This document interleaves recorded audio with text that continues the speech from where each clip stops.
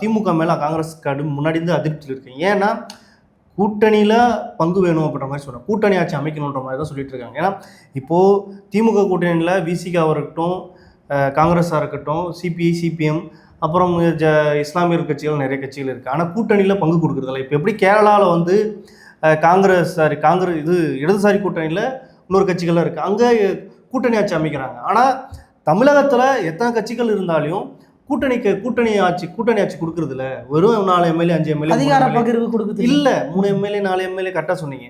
அதிகார பகிர்வு அதுக்கு இடையில. ஏன்னா 3 எம்எல்ஏ 4 இப்போ சீட்டு கொடுக்குறதே பார்த்தீங்கன்னா 6, 8, 7, 9 இப்படி தான் கொடுக்குறாங்க. அப்போ முக்கியத்துவமான இருக்க கட்சிகளை ஏன் நீங்கள் கொடுக்குறதில்ல, ஏன் கூட்டணி ஆட்சி அமைக்கிறதில்ல அப்படின்ற மாதிரியும் கேள்வி எழுப்பியிருக்காங்க. அந்த அதிருப்தியை தான் காங்கிரஸ் வந்து இந்த மாதிரி விமர்சனத்தில் எதிரொலிக்கிறதா இருக்குது அப்படின்ற மாதிரியும் சொல்கிறாங்க. இல்லை, நான் என்னன்னா, நீங்கள் எது வேணா விமர்சனம் பண்ணுங்க, அவர் ஏசி அறையில் படுத்தாரான்னு சொல்லிட்டு அதெல்லாம் நீங்கள் எப்படி விமர்சனம்? இல்லை, அது இல்லை தான். ஆனால் இருந்தாலும் இது ஒரு ரூட்டாக பயன்படுத்தி கண்டிப்பாக அவங்க திமுகவில் காங்கிரஸ் எல்லாம் நிற்க முடியுமா, காங்கிரஸால் நிற்க முடியுமா, தனிச்சு வெற்றி பெற முடியுமா அப்படின்ற மாதிரியெல்லாம் இதன் மூட நிறைய கேள்விகளை எழுப்பியிருக்காங்க.